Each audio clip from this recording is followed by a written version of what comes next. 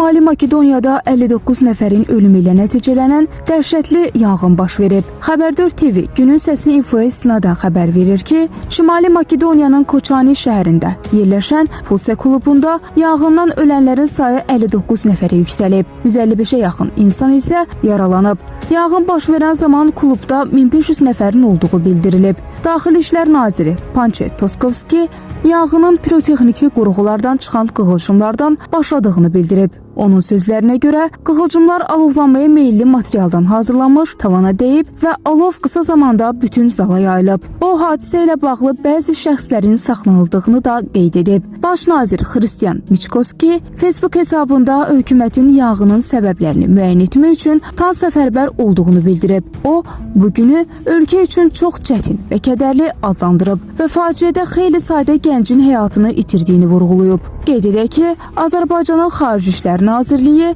yanğınla əlaqədar Şimali Makedoniyaya başsağlığı verib.